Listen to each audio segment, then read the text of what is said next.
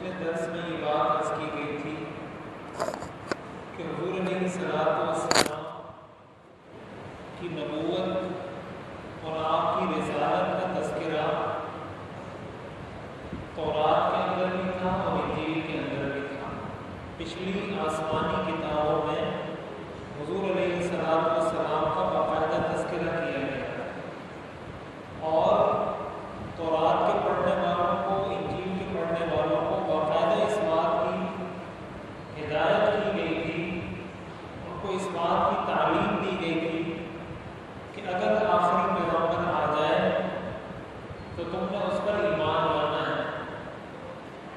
قرآن کریم کی آیات اور احادیث کے حوالے سے میں نے یہ بات عرض کی تھی کہ قرآن کریم میں بھی اس کا تذکرہ موجود ہے، احادیث کے اندر حضور علیہ السلام نے بھی اس کا تذکرہ کیا ہے۔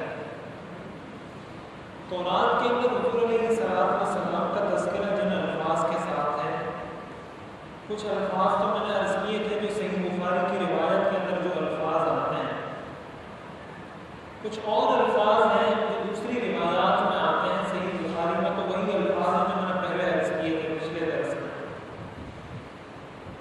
حضور علیہ السلام کی نبوت کے بارے میں، آپ کی شخصیت کے بارے میں تورات میں اور جو الفاظ تھے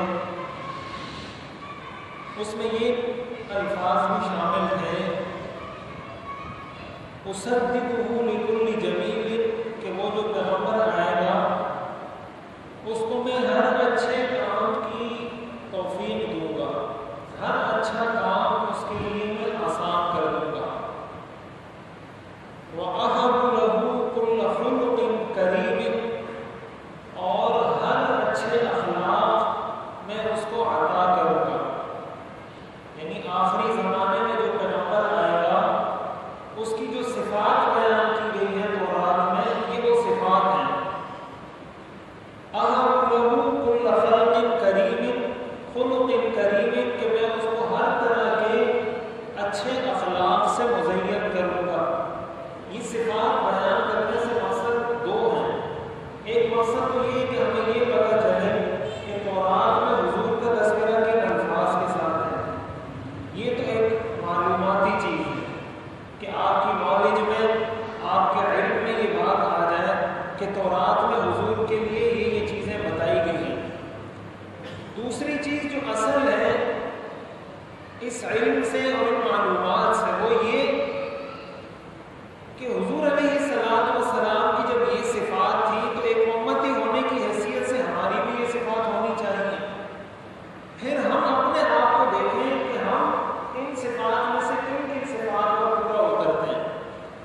مثال کے طور پر یہی پہلا لفظ أَهَبُ لَهُ كُلَّ خُلُقٍ كَرِيمٍ، کہ وہ ہر طرح کے اچھے اخلاق کا مالک ہوگا۔ اس کا مطلب حضور علیہ السلام کی پہچان وہ آپ کے اچھے اخلاق سے ہے۔ اب ایک مسلمان کی پہچان بھی اس کے اخلاق سے ہونی چاہیے۔ حدیث شریف میں آتا ہے حضور علیہ السلام نے ارشاد فرمایا إِنَّ أَقْرَبَكُم مِّنِّي مَنزِلَةً يَوْمَ الْقِيَامَةِ أَحْسَنُكُمْ أَخْلَاقًا، أو كما قال النبی صلی اللہ علیہ وسلم، کہ قیامت کے دن تم میں میرے سب سے زیادہ قریب وہ شخص ہوگا جس کے اخلاق اچھے ہوں گے۔ اب ظاہر ہے ہر آدمی یہ چاہتا ہے کہ قیامت کے دن مجھے حضور کی شفاعت نصیب ہو جائے، قیامت کے دن میں حضور کے قریب لوگوں میں شامل ہو جاؤں، ان لوگوں میں شامل ہو جاؤں جن پر حضور علیہ السلام محبت کی نظر ڈالیں۔ ہر آدمی، ہر مسلمان چاہتا ہے۔ تو اس کا نسخہ حضور نے یہ بتایا، جس کے اخلاق جتنے اچھے ہیں اتنا وہ میرے قریب ہے۔ اب دیکھیں اچھے اخلاق پر جو شریعت نے اتنی تاکید کی ہے، اس کی بنیادی وجہ یہ ہے کہ ہم نماز پڑھتے ہیں مثلا، تو نماز ہم پڑھتے ہیں 10 منٹ میں، 15 منٹ میں، 20 منٹ میں پڑھ کے فارغ ہو جاتے ہیں۔ قرآن کی تلاوت کوئی کرتا ہے 1 گھنٹہ کرے گا، 2 گھنٹہ کرے گا، 3 گھنٹے کرے گا، فارغ ہو جائے گا۔ زکوٰۃ ہے، وہ ایک مخصوص دورانیے میں مخصوص مال دے گا، دے کر فارغ ہو جائے گا۔ روزہ ہے، اخلاق کا تعلق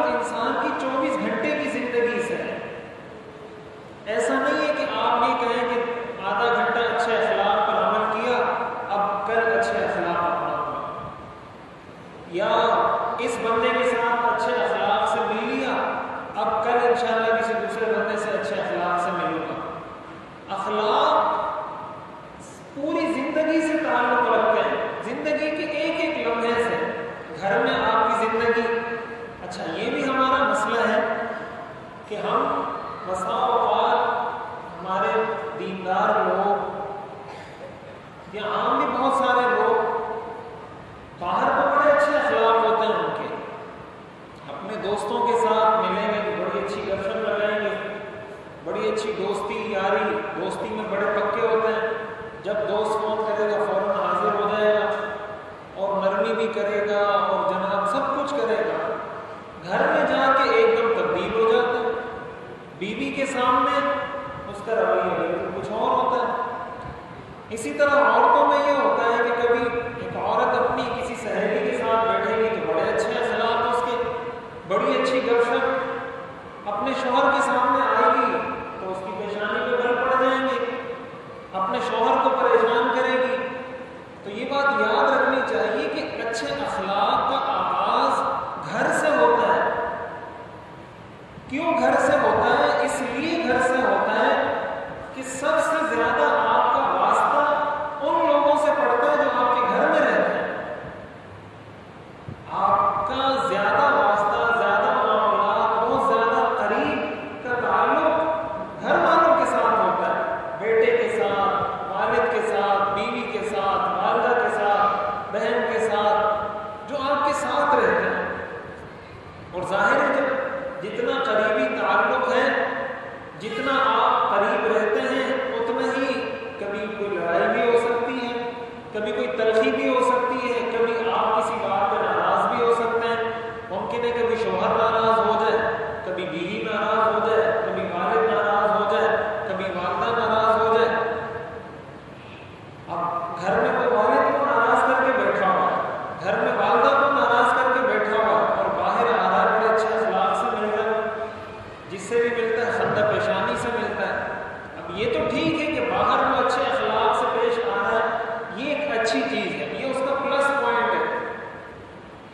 لیکن اس دھوکے میں انسان کو نہیں رہنا چاہیے کہ میں نے باہر سب سے اچھے طریقے سے مل لیا تو میں ان لوگوں کی فہرست میں شامل ہو گیا جن کے اخلاق اچھے ہیں۔ نہیں، فہرست میں اس وقت شامل ہوں گے جب یہ اخلاق گھر میں بھی ہوں گے۔ حضور علیہ السلام کی یہ کوالٹی تھی، آپ کی اصل، آپ کا کمال یہ تھا کہ آپ کے اچھے اخلاق کا آغاز گھر سے ہوتا تھا۔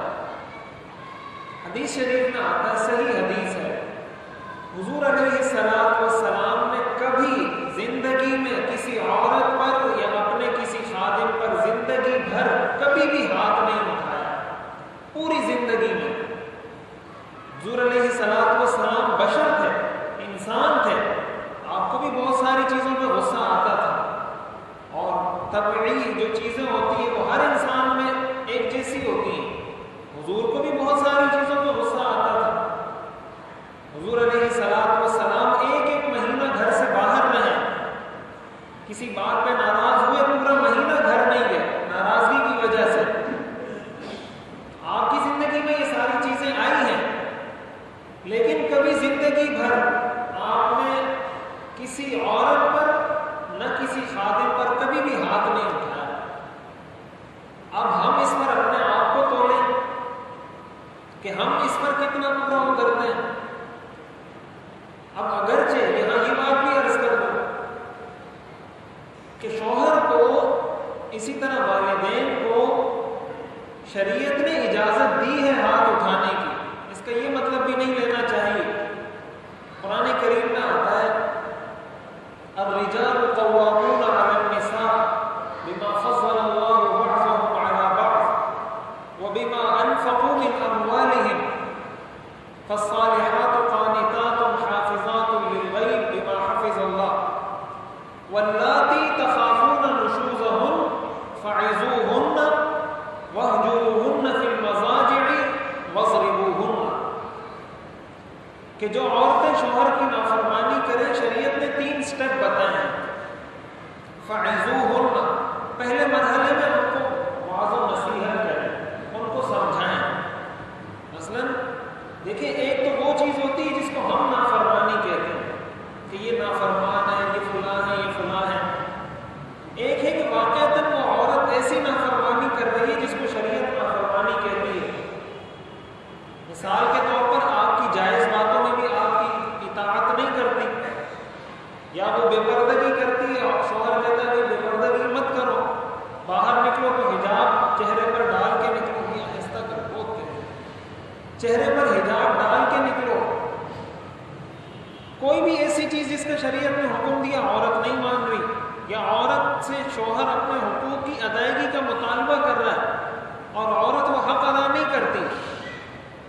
حدیث شریف کے اندر آتا ہے کہ جو عورت اس حال میں رات گزارے کہ اس کا شوہر اس سے ناراض ہو، صبح تک اللہ کے فرشتے ایسی عورت پر لعنت بھیجتے رہتے ہیں. یہ اتنا خطرناک عمل ہے. صبح تک اللہ کے رحمت کے فرشتے اس پر لعنت بھیجتے رہتے ہیں اگر کوئی شوہر اپنی بیوی سے ناراض ہو کر سو جاتا ہے. اب بات سے بات نکلتی ہے، دیکھیں عورت ہمارے یہ خواتین کا بہت بڑا مسئلہ ہوتا ہے کہ وہ باقی ہر ایک کو خوش کرنے کی کوشش کرتی ہیں، راضی رکھنے کی کوشش کرتی ہیں. اس کا بیٹا ہوگا اس کو بھی راضی رکھے گی، بیٹی ہوگی اس کو بھی راضی رکھے گی، والد ہوگا اس کو بھی راضی رکھے گی. شوہر کے ساتھ کوئی خاص مسئلہ ہوتا ہے عورتوں کو کہ شوہر کوئی بات کرے گا تو اس کے تیور بدل جائیں گے، یا شوہر کی ایک جائز بات پر بھی چوں چلا شروع کر دے گی. یہ بات یاد رکھنی چاہیے. حدیث شریف کے اندر آتا ہے کہ وہ عورت جس نے فرائض کا اہتمام کیا، یعنی نماز روزہ وغیرہ، اور اپنے شوہر کو راضی رکھا، اطاعت زوجہا. حدیث شریف میں آتا ہے دخلت من ای ابواب الجنت شاءت، وہ جنت کے جس دروازے سے چاہے داخل ہو جائے. یعنی فرائض کو پورا کرنے کے بعد عورت کے اوپر سب سے بڑی ذمہ داری کہ شوہر کی اطاعت کرے. اگر فرائض بھی پورے ہیں، شوہر کی اطاعت بھی پوری ہے، ایسی عورت کے لیے جنت واجب ہے. بعض عورتیں نفلی عبادات پر بہت توجہ دیتی ہیں. اچھی بات ہے، نفلی عبادات کرنی چاہیے، قرآن کی تلاوت ہے، ذکر ہے، نماز ہے، کریں، بہت اچھی بات ہے. لیکن اگر اس نفلی عبادت کی وجہ سے شوہر کے حق میں کمی آ رہی ہے تو یہ بات یاد رکھنی چاہیے عورت کے لیے ایسی نفلی عبادت کرنا جائز نہیں ہے. فقہاء نے یہ بات لکھی ہے کہ اگر عورت نفلی روزہ رکھنا چاہتی ہے، شوہر سے پوچھے گی کہ میں آج نفلی روزہ رکھنا چاہتی ہوں، آپ کی اجازت ہے؟ اگر اس روزے کی وجہ سے آپ کے حق میں کوئی کوتاہی ہوتی ہے تو آپ اس پر ناراض تو نہیں ہوں گے؟ اگر شوہر اجازت دیتا ہے تو عورت کے لیے نفلی روزہ رکھنا جائز ہے، ورنہ اس کے لیے جائز ہی نہیں ہے. تو میں یہ بات عرض کر رہا تھا کہ قرآن نے کہا فَعِظُوهُنَّ، کہ پہلے اس کو نصیحت کرو پہلے اسٹیپ میں. اب ہو سکتا ہے یہ اسٹیپ 1 مہینے میں پورا ہو، 2 مہینے میں پورا ہو، سال میں پورا ہو، 2 سال میں. کوشش کریں پہلے نصیحت سے سمجھائیں. دوسرے نمبر پر قرآن نے کہا وَاهْجُرُوهُنَّ فِي الْمَضَاجِعِ، کہ بستر آپس میں اس سے الگ کر لو. کہ اگر وہ نصیحت سے نہیں مانی، پہلے اسٹیپ پر آپ نے بہت کوشش کی، سال 2 سال 3 سال کوشش کی، بات حل نہیں ہوئی. وَاهْجُرُوهُنَّ فِي الْمَضَاجِعِ، دوسرے مرحلے پہ یہ کام کرو کہ ان سے بستر الگ کر دو. جب بستر الگ کر دو یہ دوسرا اسٹیپ ہوگا. وَاضْرِبُوهُنَّ، اگر اس کے باوجود بھی وہ آپ کی بات پر نہیں آ رہی، تیسرا مرحلہ شریعت نے اجازت دی ہے کہ پھر ان کو مارو. تو عورت کو ایسی صورت میں جب شوہر یہ پہلے 2 طریقے آزما چکا ہو، شریعت نے اجازت دی ہے مارنے کی. لیکن یہ مارنا بھی ایسا مارنا نہیں ہے کہ آپ اس کے ایسے ماریں کہ اس کے جسم پہ نشان پڑ جائیں، یا اس کی آپ ہڈی توڑ دیں، یا اس کے چہرے پر مارنا شروع کر دیں. ایسے مارنے کی شریعت کسی کو بھی اجازت نہیں دیتی، نہ بیوی کو، نہ بیٹے کو، نہ شاگرد کو، کسی کو بھی اجازت نہیں دیتے۔ اس مارنے کا مطلب یہ کہ تنبیہ ہو جائے۔ اس کی بھی فقہاء نے پوری شرائط لکھی ہیں کہ چہرے پر آپ نہیں مار سکتے، کسی ایسی چیز سے نہیں مار سکتے، ایسے طریقے سے اتنے زور سے نہیں مار سکتے جو اس کے جسم پہ نشان ڈال دے۔ بہت تفصیلات ہیں اس کی۔ اور یہ بھی شریعت تیسرے درجے میں جا کے کرتی ہے کہ جب کوئی حل اس کا آپ کے سامنے نہیں ہے۔ اسی طرح حدیث شریف میں آتا ہے کہ جب تمہارے بچے 7 سال کے ہوں تو ان کو نماز کی تلقین کرو۔ جب بچے 7 سال کے ہوں تو ان کو نماز کی تلقین کرو، اور جب وہ 10 سال کے ہو جائیں تو نماز نہ پڑھنے پر ان کو مارو۔ یہ صحیح حدیث میں آتا ہے۔ اس کا مطلب کہ فرائض میں اگر اولاد کوتاہی کر رہی ہے، والد کو یا والدہ کو شریعت اس بات کی اجازت دیتی ہے کہ وہ اس کو تنبیہ کے لیے مارے کہ بھئی تم نماز کیوں نہیں پڑھتے، لیکن وہ مارنا بھی ایسا ہی مارنا ہے۔ ایسا مارنا نہیں ہے کہ آپ اس کو کوٹنا شروع کر دیں، فٹ بال بنا کے دیوار سے مارنا شروع کر دیں۔ ہمارے لوگ جب غصے میں آتے ہیں تو یہ بات یاد رکھنی چاہیے، بہت زیادہ تشدد، بہت زیادہ ظلم، بہت زیادہ انتہا کو پہنچ جاتا ہے۔ حدیث شریف میں آتا ہے ایک صحابی حضور علیہ الصلوۃ والسلام کے پاس آئے اور عرض کیا کہ میرے ایک غلام ہے میرا، وہ مجھ سے خیانت بھی کرتا ہے، جھوٹ بھی بولتا ہے، اور اس کی وجہ سے میں اس کو مارتا ہوں۔ یعنی وہ کبھی میرا مال چرا لیتا ہے، کبھی پیسے چوری کر لیتا ہے، کبھی بات کچھ ہوتی ہے بولتا کچھ ہے، تو میں اس کو مارتا ہوں۔ تو کیا قیامت کے دن ہمارا اور اس کا کیا حساب کتاب ہوگا؟ حضور نے فرمایا کہ اس کے گناہ کا وزن کیا جائے گا کہ اس نے جو جرم کیا تھا وہ کتنا تھا، اس کے بعد جو تم نے سزا دی ہے اس کا وزن کیا جائے گا کہ آیا تمہاری یہ سزا اس گناہ کے برابر تھی یا زیادہ تھی یا کم تھی۔ اگر یہ سزا تم نے اتنی ہی دی ہے جتنا کہ اس کا گناہ تھا تو برابر سرابر میں معاملہ ختم، اور اگر تم نے سزا کم دی تھی، اس کا جرم زیادہ تھا، ایسی صورت میں اس سے تمہیں حق دلایا جائے گا، اور اگر سزا زیادہ دی تھی جرم کم تھا تو اللہ تعالیٰ تمہاری نیکیاں اس کے کھاتے میں ڈالیں گے۔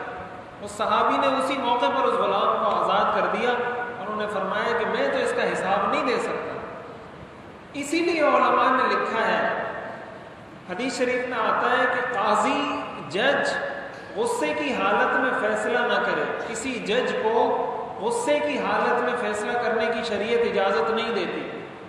اس کی وجہ کیا ہے؟ اس کی وجہ یہ ہے کہ غصے کی حالت میں وہ کسی کے ساتھ ظلم کر سکتا ہے۔ غصہ اس کو کسی اور پر آیا ہوگا، سامنے کسی کا کیس آیا، اس میں کوئی زیادتی کر دی کسی پر۔ اسی لیے علماء نے لکھا ہے کہ جب آپ کو غصہ آئے اس وقت غصہ نہ کریں۔ مثلا آپ نے کوئی غلط کام دیکھا، آپ کو غصہ آیا، ابھی غصہ نہ کریں، ابھی اس کو پی جائیں۔ اس کے 2 فائدے ہوں گے۔ ایک فائدہ تو یہ ہوگا کہ آپ کو غصہ پینے کا ثواب مل جائے گا، بہت بڑی عبادت ہے غصے کو دبانا۔ دوسرا فائدہ یہ ہوگا کہ آپ ظلم سے بچ جائیں گے۔ جب آپ بالکل نارمل ہو جائیں، مثلا آج آپ کو کسی بات پر غصہ آیا، خاموشی سے بات کو پی جائیں، کل اگلے دن جب آپ بالکل نارمل ہیں، اپنے اوپر غصہ ایسا ظاہر کریں کہ میں بہت غصے میں ہوں، حالانکہ حقیقت میں آپ کو غصہ اس وقت نہ ہو، لیکن چونکہ آپ کو پتہ ہے کہ یہ کام ایسا تھا جس پر غصہ ہونا چاہیے، تو کل آپ کسی وقت اس شخص کو، اس بچے کو، جو بھی ہے، اس پر ایسا غصے کا اظہار کریں جس سے آپ بہت غصے میں ہیں۔ اس کا فائدہ یہ ہوگا کہ آپ کو پتہ ہوگا کہ میں ابھی کتنا غصہ کروں، کتنا غصہ نہ کروں۔ نتیجہ یہ ہوگا کہ سامنے والا آدمی متنفر بھی نہیں ہوگا، سامنے والے بچے پر یا سامنے والے شخص پر جب آپ نے ظلم نہیں کیا وہ متنفر نہیں ہوگا، اور آپ کا وہ غصہ ایک مثبت انداز میں اس پر اثر کرے گا۔ اسی لیے فقہاء نے یہ بات لکھی ہے۔ بہرحال میں یہ عرض کر رہا تھا کہ حضور علیہ الصلوۃ والسلام نے کسی خاتون پر، کسی عورت پر، کسی خادم پر ہاتھ نہیں اٹھایا، تو افضل اولا حضور کی سنت کا اصل تقاضا یہی ہے، اور یہ مردانگی کا بھی تقاضا ہے کہ عورت پر ہاتھ نہ اٹھایا جائے، لیکن بہرحال اس سے یہ نہیں سمجھنا چاہیے کہ عورت پر ہاتھ اٹھانے کی شریعت نے اجازت نہیں دی، اجازت دی ہے لیکن بہت ساری شرائط کے ساتھ۔ بہت ساری شرائط میں سے سب سے پہلی شرط تو یہ کہ آپ سٹیپ بائی سٹیپ، جیسے میں نے عرض کیا قرآن میں آیا، اگر آپ پہلے سٹیپ میں ہی مارنا شروع کر دیتے ہیں ناجائز ہے، حرام ہے، دوسرے سٹیپ میں مارنا شروع کر دیتے ہیں ناجائز ہے، حرام ہے، تیسرے سٹیپ میں اگر مارتے ہیں اور اس طریقے سے مارتے ہیں جس طریقے سے شریعت نے اجازت دی ہے، اس کی شریعت نے اجازت دی ہے۔ تو حضور کے بارے میں یہ عرض کر رہا تھا کہ اچھے اخلاق کا آغاز گھر سے ہوتا ہے۔ تو جو بیوی ہے اس کی یہ ذمہ داری بنتی ہے کہ اپنے شوہر کو محبت دے، اپنے شوہر سے محبت کا اظہار کرے، اس کو یہ بات محسوس ہو کہ یہ میری بیوی ہے، اس کے دل میں میرے لیے درد ہے، اس کے دل میں میرے لیے محبت ہے اور یہ میری خیرخواہ ہے۔ اب ہوتا کیا ہے کہ بیوی ہے، اس کے دل میں شوہر کی عظمت ہوتی ہے، اپنی شوہر سے وہ محبت بھی کرتی ہے، لیکن اس نے کبھی اپنے شوہر کے سامنے اس کا اظہار ہی نہیں کیا، کبھی شوہر کو اس بات کا احساس دلایا ہی نہیں کہ مجھے تم سے محبت ہے۔ اور دوسری طرف لڑائیاں اور یہ ساری چیزیں بھی ہوتی رہتی ہیں، تو شوہر یہ سمجھتا ہے کہ شاید اس کے دل میں میری محبت ہی نہیں ہے، اس کا نتیجہ یہ ہوتا ہے کہ وہ متنفر ہونا شروع ہو جاتا ہے۔ بھائی شوہر تھکا ہوا آیا، آپ اس کی تھوڑی خدمت کر لیں، پانی پلا دیں اس کو، تھوڑا اس کا سر دبا دیں، تھوڑی اچھی کی میٹھی بات اس سے کر لیں۔ اب شوہر آیا نہیں ہے، گھر میں بیٹھا نہیں ہے، اور آپ نے جو ہے نا کہہ دیا کہ صبح سے گئے ہو، ابھی آئے ہو، ٹماٹر بھی نہیں ہے، فلاں بھی نہیں ہے، پیاز بھی نہیں ہے، تمہیں گھر کی پرواہ نہیں ہے، فلاں فلاں۔ اب آپ کو تو نہیں پتا کہ وہ باہر سے کس حالت میں آیا۔ عورتوں کو یہ بڑا شکوہ ہوتا ہے کہ یہ عورتوں کو ہی اسلام دباتا رہتا ہے کہ بس وہ شوہر کے سامنے ہاتھ باندھ کے کھڑی رہے اور بس وہ نیچے دبتی رہے اور بس اسی کو دبایا شریعت نے۔ یہ ہماری غلط فہمی ہے۔ عورت کو صرف نہیں دبایا، یہ مرد جو سارا دن باہر ہوتا ہے نا، اس کا جو باس ہوتا ہے نا، وہ بھی سارا دن اسی کو دبا رہا ہوتا ہے، وہ بھی سر ہاتھ باندھ کے سر سر سر جی سر، کہتا ہے جاؤ یہ کام کرو، کہتا ہے اچھا سر یہ کام کرو وہ کام کرو، سارا دن اس کو وہ باس ذلیل کر رہا ہوتا ہے۔ یہ عورتوں کو نظر نہیں آتا کہ میرا شوہر 24 گھنٹے باہر 12 گھنٹے کام کرتا ہے، 12 گھنٹے ذلیل ہو کر آیا ہے، 12 گھنٹے چلو وہ تو آپ کا پھر شوہر ہے، وہ بوس تو اس کا شوہر بھی نہیں ہے، لیکن وہ اس کے سامنے آپ کا جو بھی افسر ہے، آپ جس کے ساتھ بھی کام کرتے ہیں، جس ادارے میں بھی کام کرتے ہیں، اس کے رولز کو فالو کرنا آپ پر لازم ہے۔ آپ کو جو کہا جائے گا یہ کریں یہ کریں یہ کریں، آپ کو ہو سکتا ہے کوئی ڈانٹے بھی، دیر سے گئے آپ کو ڈانٹ بھی پڑے گی۔ وہ عورتوں کو نظر نہیں آتی کہ یہ بھی اس لیے کہ ان کو پتہ ہی نہیں ہے کہ میرا شوہر تو ڈانٹ پی کر آیا وہاں سے، اس کو اس کے افسر نے یا باس نے ڈانٹ پلائی ہے وہاں پر۔ ان کو یہ نظر آتا ہے کہ عورت کو دبایا جا رہا ہے، عورت کو دبایا جا رہا ہے۔ بھائی مرد بھی دبتا ہے، یہ زندگی نام ہی اسی چیز کا ہے۔ ازدواجی زندگی کا خلاصہ یہی ہے کہ کبھی شوہر اپنے آپ کو نیچے کرے، کبھی عورت اپنے آپ کو نیچے کرے، اس سے مسائل حل ہوتے ہیں۔ تو اچھے اخلاق کا آغاز گھر سے ہوتا ہے، اور اخلاق صرف مرد کے لیے بھی نہیں ہے، صرف عورت کے لیے بھی نہیں ہے، اچھے اخلاق مرد نے بھی اپنانے ہیں، اچھے اخلاق عورت نے بھی اپنانے ہیں۔ اگر ان میں سے کوئی ایک نہیں اپناتا تو دوسرے پر لازم ہے کہ وہ اپنائے۔ بدلے والی زندگی نہیں گزاریں کہ ایسے کو تیسا، کہ اس نے ایسا کیا تو میں بھی ایسے کروں گی، یا شوہر کہے کہ اس نے ایسا کیا تو میں بھی ایسا کروں گا۔ اس کو تو اچھے اخلاق نہیں کہا جاتا۔ ہمارے گھر برباد اس کی وجہ سے ہیں کہ ہم سیرت کو اپنی گھریلو زندگی میں فالو نہیں کرتے، سیرت کو ہم نے پس پش ڈال دیا۔ تو پہلے پہل تو خواتین کو سمجھایا جائے، ان کو سیرت کا مطالعہ کروایا جائے، سیرت ان کو سکھائی جائے، اور اس کے بعد اپنی عملی زندگی میں، اور خواتین کو چاہیے کہ وہ اپنی عملی زندگی میں لے کر آئیں۔ تو خلاصہ یہ ہے کہ اچھے اخلاق گھر میں بھی ہوں، کاروبار کی جگہ پر بھی ہوں، ملازمت کی جگہ پر بھی ہوں، پڑوسیوں کے ساتھ بھی ہوں، رشتہ داروں کے ساتھ بھی ہوں، اچھے اخلاق سب کے ساتھ ہونے چاہیے۔ حضور علیہ الصلوۃ والسلام کے بارے میں اور ایک چیز جو ذکر کی گئی تورات میں وہ تھی اجعل السکینۃ لباسہ، کہ سکون کو میں ان کا لباس بناؤں گا، یعنی وہ پیغمبر ایسا ہوگا کہ سکون اس کا لباس ہوگا. مطلب کہ وہ پیغمبر ٹینشن میں نہیں ہوگا، ڈپریشن کا شکار نہیں ہوگا، سٹریس اور اس طرح کی چیزوں میں مبتلا نہیں ہوگا. دیکھیں تکلیفیں ہر شخص پر آتی ہیں. حضور علیہ الصلوۃ والسلام پر جتنی تکلیفیں آئی ہیں ہم اس کا سوچ بھی نہیں سکتے، ہم اس کا تصور بھی نہیں کر سکتے. اتنی تکلیفیں آپ کو پہنچائی گئی ہیں. ہمیں تو کسی نے پتھر نہیں مارے دین کی بات کرنے پر، اور ہماری حیثیت کیا ہے؟ ہم کو اگر کوئی مار بھی دے تو کیا ہو جائے گا؟ حضور علیہ الصلوۃ والسلام کا تو پورا جسم خون سے بھر گیا تھا. کیوں؟ اس لیے کہ وہ یہ کہتے لا الہ الا اللہ. اس وجہ سے طائف میں آپ کے پیچھے اوباش جو لوفر لڑکے ہوتے ہیں انہوں نے وہ چھوڑ دیے کہ ان کو مارتے رہو یہاں تک کہ طائف سے نکال دو ان کو. حضور علیہ الصلوۃ والسلام نے پتھر کھائے. روایات میں آتا ہے کہ آپ کے خون اتنا بہا تھا آپ کے کہ آپ کے جوتے آپ کے قدم سے چپک رہے تھے، خون بہت زیادہ بہنے کی وجہ سے. اتنا آپ کو ستایا گیا طائف میں. آپ بیت اللہ میں نماز پڑھتے تھے، وہ لا کے آپ کے سر پر اوجری رکھ دیتے تھے اور اس کو کوئی اٹھاتا بھی نہیں تھا. سجدے میں گئے وہ لا کے اوجری رکھ دیتے تھے سر پر، اور پھر کوئی اٹھانے کی جرت بھی نہیں کرتا تھا کافروں کے ڈر کی وجہ سے. آپ کے رستے میں کانٹے بچھائے گئے. آپ جس راستے سے گزرتے تھے آپ کے راستے میں کچرا ڈالا جاتا تھا کہ یہ اس راستے سے گزریں گے تو کچرا ڈالو اس راستے میں. اور کیا ہوگا کہ آپ کو اپنے ملک سے شہر سے نکال دیا گیا. اس سے بڑا اور کیا امتحان ہوگا کہ آپ کو مکہ میں رہنے کی اجازت ہی نہیں. اس سے بڑا ظلم کیا ہوگا کہ آپ کو کوئی یہ کہہ دے کہ آپ کا گھر ہے، آپ کی ملکیت ہے، آپ کے ابا کی ملکیت ہے، لیکن آپ اس میں نہیں رہ سکتے. آپ کو کوئی کہہ دے کہ پاکستان بدر کر رہے ہیں آپ کو، پاکستان میں رہنے کی اجازت نہیں. یہ وطن تو اللہ کی بڑی نعمت ہوتی ہے. کہاں جائیں گے آپ؟ دنیا کی کون سا ملک، کون سا اسٹیٹ، کون سی ریاست آپ کو پناہ دے گی اگر اپنا ملک آپ کو نکال دیتا ہے؟ حضور علیہ الصلوۃ والسلام کو نکالا گیا، آپ مکہ سے نکلے، بہت ساری تکلیفیں، آپ کے دندان مبارک شہید ہوئے، آپ کا سر زخمی ہوا، لیکن اس سب کچھ کے باوجود حضور ٹینشن کا شکار نہیں ہوئے. آپ کی زندگی سکون میں تھی. اب یہاں میں ایک بات عرض کروں کہ مسلمان آج ٹینشن میں کیوں ہے اور اس ٹینشن کا حل کیا ہے؟ تو دیکھیں پریشانی تو ہر انسان کے مقدر میں کچھ نہ کچھ لکھی ہے.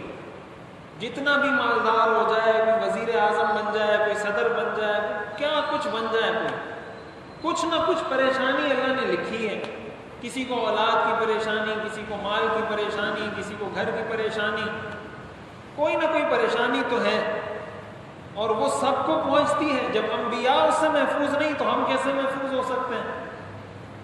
لیکن اس پریشانی کے باوجود اس پریشانی کو اتنا اپنے دل کے اوپر لینا، اس دنیا کے غم کو اتنا اپنے دل پر سوار کرنا کہ آپ پریشان ہو جائیں اور اس کی وجہ سے آپ کا دل متاثر ہو، آپ اتنے غمگین ہو جائیں کہ آپ کی زندگی متاثر ہو جائے، اس سے شریعت منع کرتی ہے.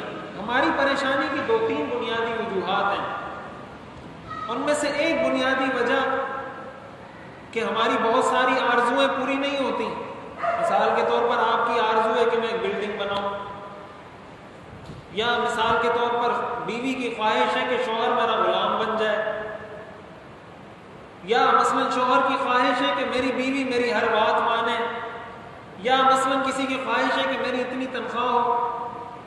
تو ایک خواہش پوری ہو جائے گی، دوسری نہیں ہوگی، تیسری ہو جائے گی، چوتھی نہیں ہوگی. یہ دنیا کا نظام ہے اللہ کا سب کے ساتھ. سارے اسی طرح ہیں، کوئی بھی اس سے مستثنا نہیں ہے، سارے اس طرح ہیں.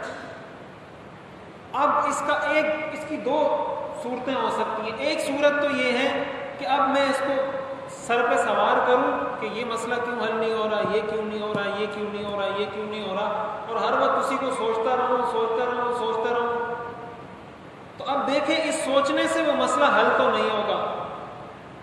مثال کے طور پر آپ چاہتے ہیں کہ میں بلڈنگ بناؤں، اور وہ آپ بنا نہیں سکتے. آپ کی تنخواہ ہی نہیں ہے کہ آپ بلڈنگ بنائیں, اور آپ 24 گھنٹے یہی سوچ رہے ہیں کہ میں بلڈنگ کیسے بناؤں گا, کیسے بناؤں گا, کیسے بناؤں گا. اس کا مطلب جو چیز اللہ نے ابھی لکھی نہیں ہے آپ کے لیے, آپ اس کی ٹینشن میں مرے جا رہے ہیں. اس کی وجہ سے آپ کو ٹینشن بھی ہوگی, اس کی وجہ سے ڈپریشن بھی ہوگا, اس کی وجہ سے سٹریس بھی ہوگا, اس کی وجہ سے شوگر بھی ہوگا, اس کی وجہ سے بلڈ پریشر بھی ہائی ہوگا, سب کچھ ہوگا.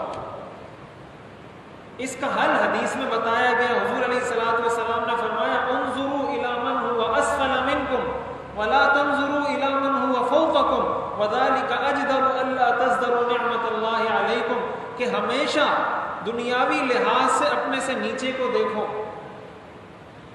آپ کے پاس اگر جوتے ہیں لیکن پرانے ہیں, اس شخص کو دیکھ لو جس کے پاس پرانے جوتے بھی نہیں ہیں. آپ کے پاس اگر جوتے ہی نہیں ہیں, اس شخص کو دیکھ لو جس کو اللہ نے پیر ہی نہیں دیے, اس کی ٹانگیں ہی نہیں ہیں. آپ دیکھو گے یار اس کی تو ٹانگیں نہیں ہیں, میرے تو چلو. اور ہم میں سے کون ایسا ہے کہ جس کے پاس پہننے کے لیے کپڑے نہ ہو, یا جوتے نہ ہو, یا کھانے کے لیے اس کے پاس روٹی نہ ہو؟ کون ہم میں سے ایسا ہے؟ ساری نعمتیں تو اللہ نے دے رکھی ہیں. اگر رہتی ہے تو وہ آرزویں ہیں جو پوری نہیں ہوتی. تو آرزو تو کسی کی پوری نہیں ہوتی. تو ایک صورت تو یہ ہے کہ آپ اس کو سر پہ سوار کر کے پریشان ہوتے رہیں. دوسری صورت یہ ہے کہ جو اللہ نے دیا ہے اس پر اللہ کا شکر ادا کریں. حدیث شریف میں آتا ہے, حضور علیہ الصلوۃ والسلام نے ارشاد فرمایا قد افلح من اسلم ورزق کفافا وقنعه اللہ بما آتاہ. کامیاب شخص کی آپ نے 3 نشانیاں بتائی ہیں. پہلی نشانی من اسلم, کہ مسلمان ہو. اگر اسلام کی دولت نہیں ہے وہ کامیاب نہیں ہو سکتا, جتنا بھی کامیاب ہو جائے ناکام ہے. پہلی نشانی. دوسری نشانی ورزق کفافا, کہ اتنا رزق اس کو مل جائے جو اس کو کافی ہے. وہ رزق آپ کو کرائے کے گھر میں بھی مل سکتا ہے, وہ رزق آپ کو سڑک پر بھی مل سکتا ہے, وہ رزق آپ کو اپنے ذاتی گھر میں بھی مل سکتا ہے. اتنا کچھ کھانے پہننے کو مل جائے جو آپ کو کافی ہو جائے. تیسری سب سے بڑی نعمت وقنعه اللہ بما آتاہ, اللہ اس کو اس پر قناعت بھی نصیب کر دے کہ جو اللہ نے دیا ہے بہت ہے. اتنا اللہ نے دیا ہے, یہ بھی بہت ساروں کے پاس نہیں ہے. جب آپ یہ سوچنا شروع کریں گے, حضور علیہ الصلوۃ والسلام کے بارے میں دیکھیں, قرآن کریم میں آتا ہے وَوَجَدَكَ عَائِلًا فَأَغْنَى, کہ آپ فقیر تھے, ہم نے آپ کو مالدار کر دیا. حضور علیہ الصلوۃ والسلام تو آخر تک فقیر تھے, آپ کے پاس تو کھانے کے لیے نہیں ہوتا تھا. قرآن کہہ رہا ہے ہم نے آپ کو غنی کر دیا. کیا مطلب ہے اس کا؟ وَوَجَدَكَ عَائِلًا فَأَغْنَى, آپ فقیر تھے, ہم نے آپ کو مالدار کر دیا. حضور علیہ الصلوۃ والسلام تو آخر تک مالدار نہیں تھے. اس کا مطلب یہ ہے کہ آپ کا دل مالدار تھا. حدیث شریف میں آتا ہے لَيْسَ الْغِنَى عَنْ كَثْرَةِ الْعَرْضِ إِنَّمَا الْغِنَى غِنَى النَّفْسِ, بہت زیادہ مال و دولت کا نام مالداری نہیں ہے, اصل مالداری دل کی مالداری ہے. حضور علیہ الصلوۃ والسلام دل کے مالدار تھے. 3 مہینے آپ کے گھر میں چولہا نہیں جلتا تھا. 3 مہینے. ہمارے گھر میں تو 3 ٹائم جلتا ہے, 3 ٹائم نہیں 10 ٹائم جلتا ہے ہمارے گھر میں. حضور کے گھر میں 3 مہینے تک نہیں جلتا تھا ایک دفعہ بھی. لیکن کبھی آپ پریشان نہیں ہوئے. تو سب سے پہلی چیز دیکھیں, ہمیشہ یہ یاد رکھیں, ان دنیا کے غموں کو اپنے ذہنوں پر سوار نہ کریں کہ یہ غم ہے, یہ غم ہے, یہ غم ہے. جو غم آیا وہیں پر اس کو دفنا کے وہاں سے آگے چلیں. دوسرا غم آیا یہاں اس کو دفنائیں آگے چلیں. یہ غم آیا اس کو یہاں دفنائیں آگے چلیں. آپ کے اس ٹینشن لینے سے ہونا تو کچھ نہیں ہے سوائے اس کے کہ اپنے آپ کو نقصان پہنچائیں گے. تو اپنے آپ کو نقصان کیوں پہنچا رہے ہیں؟ یہ کہاں کی عقل مندی ہے؟ تو یہ بعض لوگوں کی عادت ہوتی ہے, ہر وقت پڑھتے رہتے ہیں, ہر وقت پریشان ہوتے رہتے ہیں. اپنا کام کریں, اپنے مشن پر آگے چلیں, جو کچھ ہو رہا ہے اس کو سمجھیں, برداشت کریں, آگے بڑھتے رہیں. دیکھیں حضور علیہ الصلوۃ والسلام کے بارے میں قرآن کریم میں آتا ہے وَلَقَدْ نَعْلَمُ أَنَّكَ يَضِيقُ صَدْرُكَ بِمَا يَقُولُونَ, کہ ہم یہ بات جانتے ہیں کہ آپ کا سینہ بڑا تنگ ہوتا ہے. یہ لوگ جو آپ کو الٹی سیدھی باتیں کرتے ہیں, آپ بڑے تنگ ہوتے ہیں اس سے. اب اس کا حل کیا تھا؟ قرآن نے اس کا حل بتایا, فَسَبِّحْ بِحَمْدِ رَبِّكَ وَكُن مِّنَ السَّاجِدِينَ وَاعْبُدْ رَبَّكَ حَتَّىٰ يَأْتِيَكَ الْيَقِينُ. اس کا حل یہ ہے کہ جس کام میں لگے ہوئے ہو آخر دم تک اسی کام میں لگے رہو۔ مطلب کیا ہوا؟ مطلب یہ ہوا کہ اس غم کو، اس ٹینشن کو اپنے سر پہ سوار مت کرو، اللہ سے مانگتے رہو کہ یا اللہ میری یہ پریشانی ہے، یہ پریشانی دور کر دے، یہ پریشانی دور کر دے، یہ پریشانی۔ لیکن اتنا آپ اس سے پریشان ہو جائیں کہ آپ کی اپنی زندگی متاثر ہو جائے، یہ شریعت کی تعلیم نہیں ہے۔ علماء نے لکھا ہے ایک مومن کی مثال ایسی ہوتی ہے جیسے واٹر پروف گھڑی ہوتی ہے، کہ واٹر پروف گھڑی کو آپ پانی میں ڈال دیں، اس کا پورا جسم پانی میں ہوتا ہے لیکن اس کے اندر پانی کا ایک قطرہ بھی نہیں جاتا۔ مومن کی مثال غم پروف ہوتی ہے، وہ دنیا کے غموں میں گھرا ہوا ہوتا ہے لیکن اس غم کا ایک ذرہ بھی اس کے دل میں داخل نہیں ہوتا۔ یہ مومن کی صفت ہے، مومن ایسا ہوتا ہے۔ اور آپ دیکھ لیں، آپ نے یہ لفظ سنا ہوگا کہ فقیری میں بادشاہی کرنا۔ فقیری میں بہت سارے لوگ بادشاہی کرتے ہیں، کچھ بھی نہیں ہوگا پاس، کرائے کے مکان میں رہتے ہوں گے۔ ایسے لوگ بھی ہم نے دیکھے کہ کرائے کے مکان میں رہ رہے ہیں، کرایہ دار خوش ہے اور مالک مکان پریشان ہے۔ کرایہ دار خوش ہے کہ یار اللہ نے بڑی اچھی زندگی دی ہوئی ہے، بہت اچھا وقت گزر رہا ہے، اور مالک مکان پریشان ہے کہ یار پیسے نہیں ہیں اور ٹینشن ہے اور یہ ضرورت پوری نہیں ہو رہی۔ اس کا مطلب یہ ہوا کہ سکون کا تعلق اس چیز سے نہیں ہے کہ آپ کرائے کے گھر میں رہتے ہیں یا اپنے ذاتی گھر میں رہتے ہیں۔ اسی لیے قرآن نے کہا ہے الا بذکر اللہ تطمئن القلوب، کہ دلوں کو اللہ کے ذکر سے اطمینان ملتا ہے۔ اور وہ اللہ کا ذکر یہی ہے کہ جب آپ شریعت کو سمجھیں گے تو اس کا نتیجہ یہ ہوگا کہ پھر آپ پریشان نہیں ہوں گے۔ حضور علیہ الصلوۃ والسلام کی تورات میں یہ صفت ذکر کی گئی تھی، اجعل السکینۃ لباسہ، کہ سکون ان کا لباس ہوگا، ان کے چہرے سے سکون ٹپکتا ہوگا، جو آدمی ان کو دیکھے گا وہ کہے گا کیا اس کی زندگی ہے۔ ابھی میں 2-3 دن پہلے گیا تھا ہاکس بے کی طرف، وہاں ہمارے ایک دوست امام ہیں مسجد میں، تو وہ بالکل دنیا سے ہٹ کٹ کر ایک ایسا علاقہ ہے کہ وہاں نمازی بھی شاید 5-6 نمازی ہیں اس مسجد میں، وہ بھی سارے مزدور لوگ ہیں جو وہاں مختلف پروجیکٹس پہ کام کر رہے ہیں، کبھی نماز میں آ جاتے ہیں کبھی نہیں۔ وہ اذان بھی خود دیتا ہے، نماز بھی خود پڑھاتا ہے، فضائل اعمال کی تعلیم بھی خود کرتا ہے، سب کچھ وہ خود کرتا ہے، جھاڑو بھی خود لگاتا ہے، اس کی کوئی تنخواہ نہیں ہے، 1 روپیہ تنخواہ نہیں ہے اس کی۔ میرے ساتھ ہمارے کزن گئے ہوئے تھے، ان کو اپنا ٹرانسپورٹ وغیرہ کا کام ہے، تو وہ اس سے پوچھنے لگا کہ آپ کا گزر بسر کیسے ہوتا ہے، اور آپ اس کو دیکھیں تو آپ کو رشک آئے گا کہ یا اللہ یہ زندگی مجھے دے دے، اتنی سکون والی زندگی، 1 روپیہ تنخواہ نہیں ہے اس کی، 1 روپیہ۔ اس نے اس سے پوچھا آپ کا گزر بسر کیسے ہوتا ہے، اس نے کہا آپ چونکہ کاروباری لوگ ہو آپ کو یہ بات سمجھ میں نہیں آئے گی کہ میرا گزر بسر کیسے ہوتا ہے، یہ مجھے پتا ہے کہ میرا گزر بسر کیسے ہوتا ہے۔ وہ جب کھانا لے کر آیا ہمارے لیے، سب سے اعلیٰ درجے کا جو چاول ہوتا ہے وہ ہمارے لیے پکا کے لایا، کھجور اس کے گھر میں تھی، چائے اس نے ہمارے لیے دودھ پتی بنائی، حلوہ اس نے بڑا بہترین قسم کا، اس میں دودھ بھی تھا، اس میں انڈے بھی تھے، اور کیا کچھ اس نے پکا کے لایا اس جنگل میں اپنے گھر میں، وہاں نہ بجلی ہے نہ گیس ہے۔ وہ ہمارا جو کزن تھا نا، وہ اس کو دیکھ دیکھ کے حیران ہو رہا تھا کہ یہ انسان ہے یا فرشتہ ہے، اتنی پرسکون زندگی، کپڑے اس کے بہترین کپڑے۔ تو ایسے لوگ آج بھی موجود ہیں، یہ میں کل پرسوں کی بات بتا رہا ہوں آپ کو۔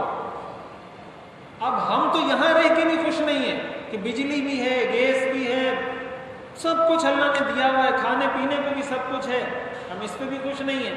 اس کا مطلب یہ ہوا کہ سکون کا تعلق ان چیزوں سے نہیں ہے۔ تو حضور علیہ الصلوۃ والسلام کی یہ صفت تھی کہ آپ ہمیشہ پرسکون رہتے تھے، وقتی طور پر آپ کو غصہ آیا وہ غصہ کیا یا جو بھی آپ نے بات کرنی ہوتی تھی کر کے پھر دوبارہ معتدل نارمل ہو جاتے تھے۔ اس لیے اپنی روٹین کی لائف کو سخت نہ بنانا چاہیے، یعنی انسان کے مزاج میں سختی نہیں ہونی چاہیے، نرم مزاج ہونا چاہیے انسان کو۔ اسی طرح حضور کی صفات میں تورات میں یہ ہے والبر شعارہ، کہ نیکی کرنا، دوسروں کے ساتھ احسان کرنا آپ کی پہچان ہوگی۔ یہ وہ پیغمبر ہوگا اس کو اگر آپ نے پہچاننا ہے تو اس سے پہچانیں گے کہ وہ دوسروں کے ساتھ نیکی کرے گا۔ ہمیں بھی چاہیے کہ ہم بھی ایسے بنیں کہ دوسروں کو ہم راحت پہنچانے کا ذریعہ بنیں، دوسروں کے لیے تکلیف کا ذریعہ نہ بنیں۔ اب تکلیف بہت سارے طریقوں سے ہو سکتی ہے. کبھی آپ کے رویے سے کسی کو تکلیف ہوتی ہے, کبھی آپ کے زبان سے تکلیف ہوتی ہے, کبھی آپ کے عمل سے تکلیف ہوتی ہے, کبھی آپ کے گفتار سے, کبھی کردار سے تکلیف ہوتی ہے. اب اگر گھر میں ہم یہ چیز اپنانا شروع کر دیں کہ شوہر یہ طے کر لے کہ میں نے بیوی کو تکلیف نہیں دینی, بیوی یہ طے کر لے کہ میں نے شوہر کو تکلیف نہیں دینی, کیا اس گھر میں جھگڑا ہوگا؟ کبھی کبھی نہیں ہوگا. اگر بیوی کوئی زیادتی کر رہی ہے, شوہر کہے گا نہیں میں نے تو تکلیف نہیں دینی, میں نے تو اچھے اخلاق اپنانے. شوہر زیادتی کر رہا ہے, عورت کہے نہیں میں نے تو اچھے اخلاق اپنانے, کبھی لڑائی نہیں ہوگی. یہ حضور کی صفت تھی. ہم اپنی زندگی میں دیکھیں کہاں کہاں ہم لوگوں کو تکلیف دیتے ہیں. آپ کسی کے گھر کے سامنے جا کے کچرا ڈال دیتے ہیں, کسی کے گھر کے سامنے دیوار کھڑی کر دیتے ہیں, لوگوں کا رستہ بند کر دیتے ہیں, غلط جگہ پہ گاڑی پارک کر دیتے ہیں, رانگ وے سے آپ گاڑی لے کے جاتے ہیں. یہ ساری تکلیف کی مختلف صورتیں ہیں. آپ جب کسی کے گھر کے سامنے کچرا ڈالیں گے تو کیا آپ کو یہ بات پسند ہے کہ آپ کے گھر کے سامنے کوئی کچرا ڈالے؟ آپ اگر غلط جا کر, غلط راستے سے جا کر کسی کو تکلیف پہنچا رہے ہیں تو آپ کو پسند ہے کہ آپ کو کوئی اس طرح تکلیف پہنچائے؟ غلط جگہ پہ گاڑی پارک کر رہے ہیں کسی کے گھر کے سامنے, آپ کو یہ بات پسند ہے کہ آپ کے گھر کے سامنے کوئی گاڑی پارک کرے؟ یہ ایک مومن کی صفت ہونی چاہیے کہ وہ کسی کو تکلیف نہ پہنچائے. اسی طرح وَالتَّقْوَى ضَمِيرُهُ, آپ کی ایک پہچان یہ ہے کہ تقوی آپ کے اندر کوٹ کوٹ کر بھرا ہوگا, اللہ کا خوف. حضور علیہ الصلوۃ والسلام کی یہ بھی صفت تھی. وَالْحِكْمَةَ مَقُولَهُ, اور آپ کی ہر بات حکمت سے بھرپور ہوگی. حضور علیہ الصلوۃ والسلام کی ہر بات حکمت سے بھری ہوئی ہے. قرآن میں آتا ہے وَمَا يَنطِقُ عَنِ الْهَوَىٰ إِنْ هُوَ إِلَّا وَحْيٌ يُوحَىٰ, کہ آپ کبھی بھی اپنی خواہش سے کوئی بات نہیں کرتے, جب بھی آپ کی زبان سے کوئی بات نکلتی ہے وہ اللہ کی وحی ہوتی ہے. کیوں نہ آپ کی ہر بات حکمت سے بھرپور ہو. اس سے ہمیں بھی یہ بات معلوم ہوتی ہے اپنی زبان کو سوچ سمجھ کر استعمال کرنا چاہیے. جو کہا جاتا ہے پہلے تولو پھر بولو. دیکھیں زبان سے نکلے ہوئے الفاظ واپس نہیں کیے جاتے. فائر آپ نے مارا کسی کو, وہ گولی واپس نہیں آتی. یہ لفظ کو لفظ اسی لیے کہا جاتا ہے, لفظ کے معنی عربی میں پھینکنے کے ہوتے ہیں. عربی میں لفظ یلفظ کے معنی ہوتے ہیں پھینکنا. لفظ کو لفظ اسی لیے کہا جاتا ہے کہ آپ نے پھینک دیا تو اب دوبارہ ہاتھ میں نہیں آئے گا, اس لیے اس کو لفظ بولتے ہیں. بولنے سے پہلے سوچیں مجھے یہ بولنا چاہیے نہیں, 100 دفعہ سوچیں, 200 دفعہ سوچیں, لیکن جب بولیں تو ایسی بات بولیں کہ پتھر پہ لکیر ہو.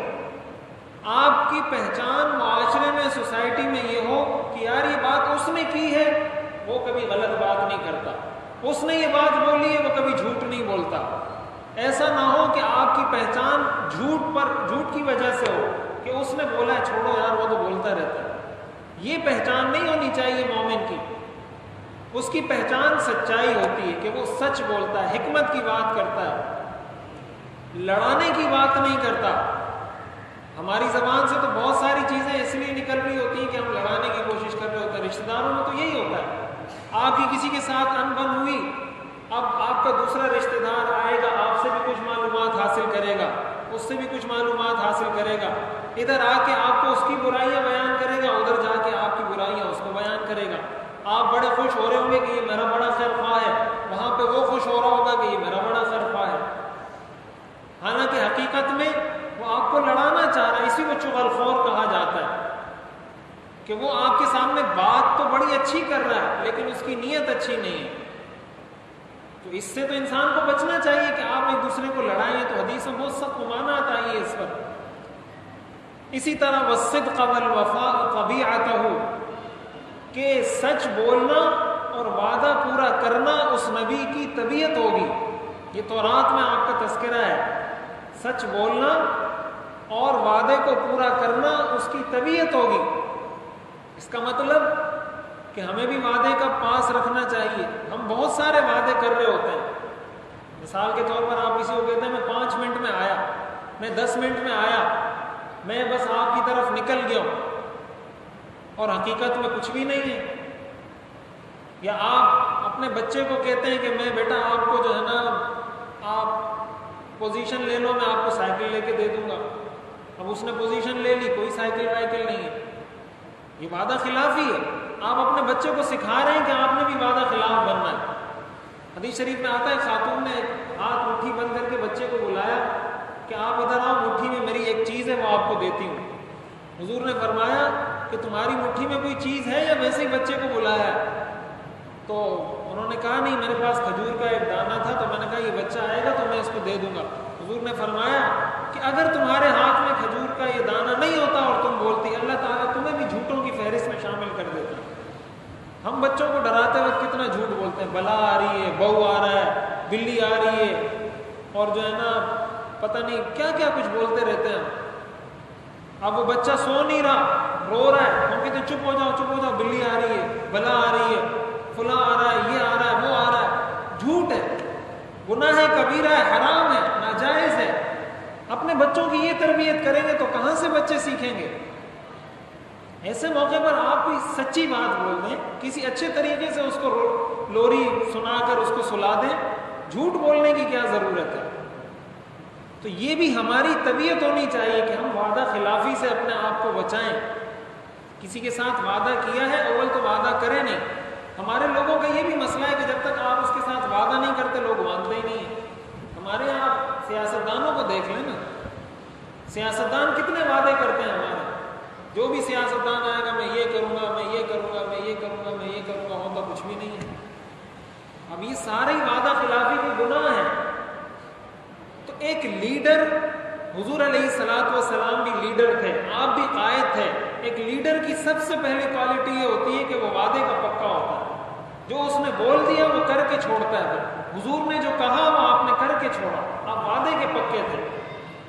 اسی طرح تورات میں آپ کا یہ بھی ذکر ہے والعفو والمعروف خلقہ, کہ اس پیغمبر کے اخلاق معاف کرنا ہوگا. معاف کرنا اس کے اخلاق ہوگا. معاف کرنا بھی ہمیں سیکھنا چاہیے. دیکھیں آپ کسی بندے کو معاف کریں گے اگر, تو اللہ بھی آپ کو معاف کرے گا. حدیث شریف میں آتا ہے الراحمون یرحمہم الرحمن, رحم کرنے والوں پر رحمان رحم کرتا ہے. ارحموا من فی الارض یرحمکم من فی السماء, زمین والوں پر رحم کرو آسمان والا تم پر رحم کرے گا.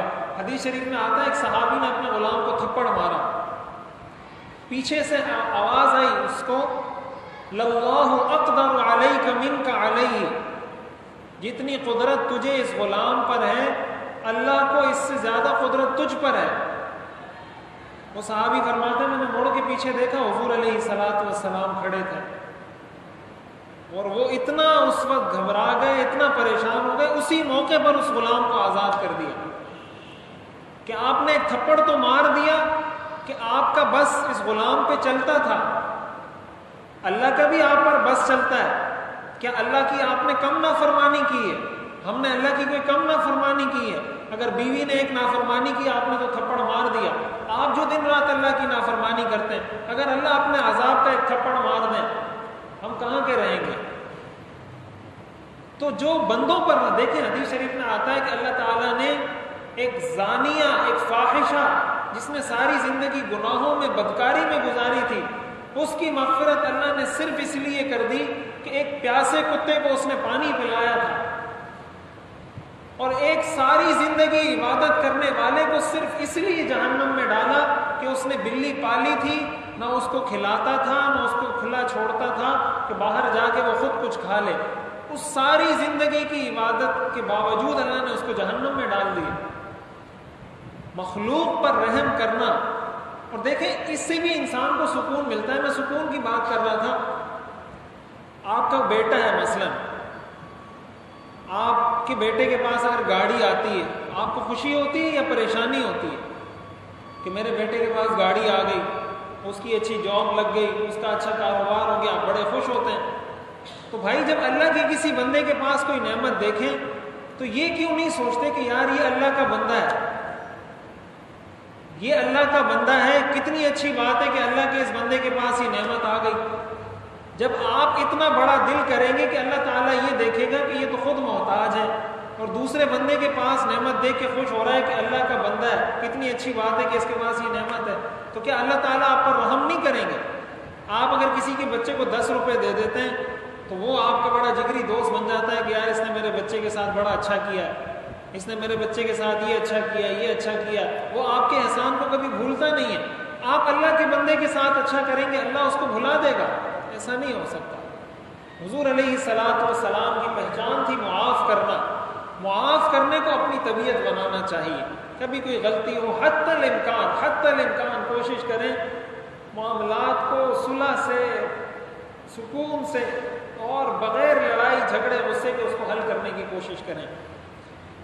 والعدل سیرتہ، اسی طرح ان کی سیرت انصاف ہوگا کہ وہ انصاف پسند ہوں گے، لوگوں کے درمیان انصاف کریں گے۔ والحق شریعتہ، اور شریعت، ان کی شریعت کیا ہوگی؟ حق بات ان کی شریعت ہوگی، حق ان کی پہچان ہوگا کہ وہ ہر اس بات کو لیں گے، بیان کریں گے جو حق ہوگا، اس میں وہ کسی سے نہیں ڈریں گے۔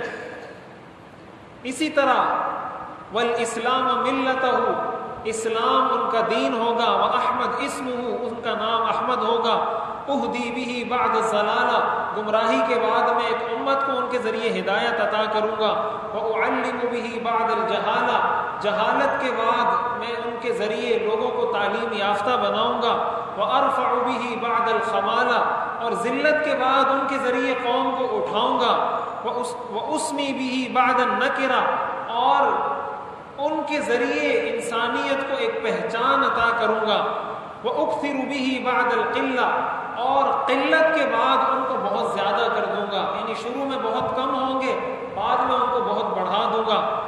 اس سے یہ بھی معلوم ہوتا ہے کہ قلت اور کثرت شریعت میں معیار نہیں ہے کہ آپ زیادہ ہیں یا کم ہیں۔ مسلمان تو اس وقت بھی دنیا میں اکثریت میں نہیں ہے، پوری دنیا میں اگر حساب لگائیں مسلمان تو اکثریت میں نہیں ہے۔ اسلام اس وقت دنیا کا دوسرا بڑا مذہب ہے، پہلا مذہب عیسائیت ہے اس وقت دنیا کا، تو اس کا یہ مطلب نہیں کہ عیسائیت برحق ہے۔ یہ بات اچھے طریقے سے یاد رکھنی چاہیے، کثرت اور قلت شریعت میں معیار نہیں ہے۔ مکہ مکرمہ کے اندر کتنے صحابہ نے اسلام قبول کیا تھا؟ بہت تھوڑی تعداد تھی، لیکن وہ حق پر تھے، باقی سارے لوگ غلط تھے۔ عموماً جب کسی کو کوئی بات بتائی جاتی ہے وہ کہتے ہیں یار سارے لوگ یہ کام کر رہے ہیں، تو بھائی سارے لوگ یہ کام کر رہے ہیں اس کا مطلب یہ ٹھیک ہو گیا؟ مثلاً اگر کوئی چرس پیتا ہے، آپ اس کو کہو چرس نہیں پیو، وہ کہو یار یہ سارے لوگ جو پی رہے ہیں، تو سارے لوگوں کے پینے کی وجہ سے اس کا یہ مطلب ہو گیا کہ آپ کے لیے بھی چرس پینا ٹھیک ہے۔ کوئی شراب پی رہا ہے تو آپ کو سارے لوگ پیتے ہیں، اس کا کیا مطلب؟ آپ کے لیے بھی۔ کوئی نماز نہیں پڑھتا تو کہو یار سارے لوگ نہیں پڑھتے، میں نے نہیں پڑھی تو کیا ہو گیا؟ یہ کثرت اور قلت معیار نہیں ہے، ہم اس غلط فہمی میں ہم اس کو معیار بناتے رہتے ہیں۔ سارے لوگ یہ کر رہے ہیں، سارے لوگ یہ کر رہے ہیں، سارے لوگ یہ کر رہے ہیں۔ آپ سے ان کا نہیں پوچھا جائے گا، تلک امۃ قد خلت لہا ما کسبت ولکم ما کسبتم ولا تسألون عما كانوا يعملون۔ جو انہوں نے کیا اس کا ان سے پوچھا جائے گا، جو تم نے کیا اس کا تم سے پوچھا جائے گا۔ اس کو نہیں دیکھیں کہ کون اچھا کر رہا ہے کون برا، آپ نے صحیح کرنا ہے۔ اسی طرح وَأُغْنِي بِهِ بَعْدَ الْعَيْلَةِ، فقر کے بعد میں اس کے ذریعے ان کی امت کو مالدار کر دوں گا۔ مسلمانوں نے روم بھی فتح کیا، مسلمانوں نے فارس بھی فتح کیا، دنیا کی سپر طاقتوں کو مسلمانوں نے شکست دی۔ وَأَجْمَعُ بِهِ بَعْدَ الْفُرْقَةِ، اور اختلاف اور انتشار کے بعد میں دوبارہ ان کے ذریعے اتحاد اور اتفاق پیدا کروں گا۔ وَأُؤَلِّفُ بَيْنَ قُلُوبٍ مُخْتَلِفَةٍ، اور ان کے ذریعے مختلف دلوں میں جو دل ایک دوسرے سے کٹے ہوئے ہیں ہٹے ہوئے ہیں ان کو میں جوڑ دوں گا ان کے ذریعے سے۔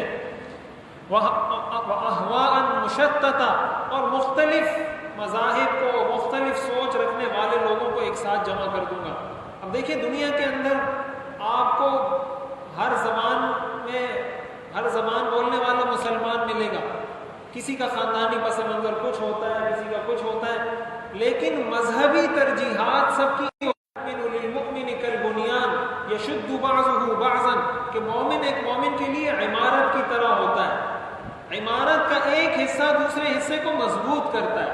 ایک دیوار آپ نے کھڑی کی، دوسری اس کے ساتھ کھڑی کریں گے وہ اس کو مضبوط کرے گی، تیسری دیوار کھڑی کریں گے وہ اور مضبوط کرے گی، پلر کھڑا کریں گے وہ اور چھت کو مضبوط کرے گا۔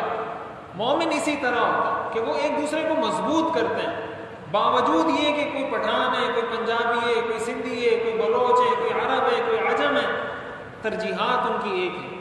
آج یہ بھی ہمارا بہت بڑا مسئلہ ہے، ہم اپنی لسانیت کو، اپنی قومیت کو، اپنی صوبائیت کو بسا اوقات مذہبی رجحانات پر مقدم کر دیتے ہیں، اسلام کو دوسرے نمبر پہ رکھتے ہیں، زبان کو پہلے نمبر پہ لے آتے ہیں۔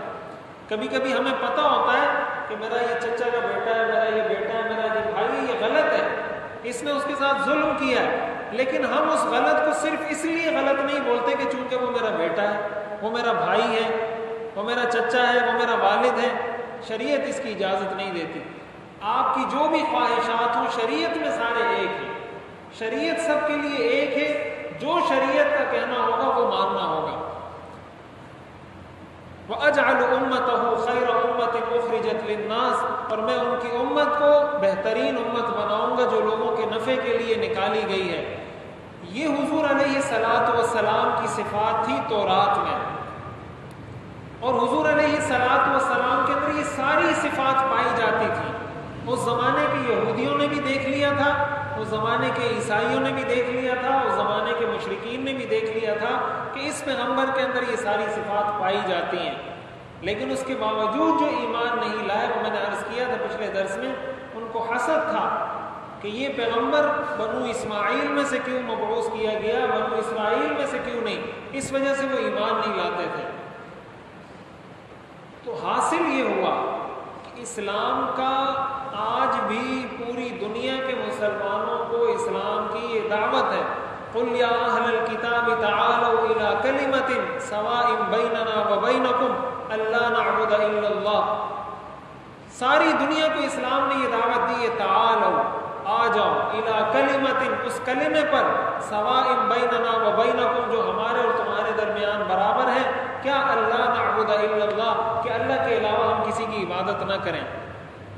تو جب کوئی محقق، کوئی تحقیق پسند آدمی ہوتا ہے، حق کا طالب ہوتا ہے، اس کو اللہ تعالیٰ راستہ سجھا دیتے ہیں، لیکن اگر کوئی حق کی طرف پہنچنا ہی نہیں چاہتا تو وہ پھر بھٹکتا ہی رہتا ہے۔ اس لیے علماء نے لکھا ہے اللہ تعالیٰ سے ہر وقت یہ دعا کرتے رہنا چاہیے، اہدنا الصراط المستقیم۔ اپنی ہر دعا میں اس دعا کو شامل کریں۔ جس طریقے سے فتنے اٹھ رہے ہیں، جس طریقے سے طرح طرح کی چیزیں، کوئی مذہب کے نام پر ہی آپ کو گمراہ کر دے گا، آپ کو پتہ ہی نہیں چلے گا کہ حق کیا ہے، باطل کیا ہے۔ ہر وقت اللہ سے یہ دعا کریں، اہدنا الصراط المستقیم، اہدنا الصراط المستقیم۔ اپنی ہر دعا میں اس کو شامل کریں۔ اللہم ارنا الحق حقا وارزقنا اتباعہ، یا اللہ حق بات کو میرے دل میں حق بنا کر ڈال دے اور مجھے اس کی اتباع کرنے کی توفیق نصیب فرما۔ وارنا الباطل باطلا، اور باطل بات مجھے سمجھا دے کہ یہ غلط ہے، وارزقنا اجتنابا، اور مجھے اس سے اجتناب کی توفیق عطا فرما۔ یہ حضور کی دعا تھی، آپ یہ دعا مانگا کرتے تھے۔ اور دوسری چیز جو ہمیں سمجھنے کو آج کے درس سے ملی وہ یہ کہ یہ ساری صفات ایک پیغمبر کی ذکر کی گئی ہیں، ہمارے پیغمبر کی۔ پچھلی آسمانی کتابوں میں ہم جب اپنے آپ کو حضور کا امتی کہتے ہیں تو ہم اپنے آپ کو دیکھیں کہ سچائی میرے میں کتنی ہے، وعدے کا وفا میرے میں اندر کتنا ہے، اسی طرح میری زندگی میں سکون کتنا ہے، ٹینشن کتنا ہے، پریشانی کتنی ہے، میری دنیا کی سوچ کتنی ہے، آخرت کی سوچ کتنی ہے، میں کتنا لوگوں کو معاف کرتا ہوں، میں کتنا لوگوں سے درگزر کرتا ہوں، کتنا کسی کے ساتھ احسان کرتا ہوں، کتنا کسی کو تکلیف سے بچاتا ہوں۔ اس سے پتہ چلے گا کہ آپ عاشق رسول ہیں یا نہیں۔ یہ معیار ہے۔ چمی گویم مسلمانم بلرزم کے دانم مشکلات لا الہ۔ جب میں یہ کہتا ہوں کہ میں مسلمان ہوں تو وہ کہتا ہے میں لرز جاتا ہوں، اس لیے کہ مجھے لا الہ الا اللہ کی مشکلات کا پتہ ہے کہ لا الہ الا اللہ کے بعد بہت ساری مشکلات آئیں گی۔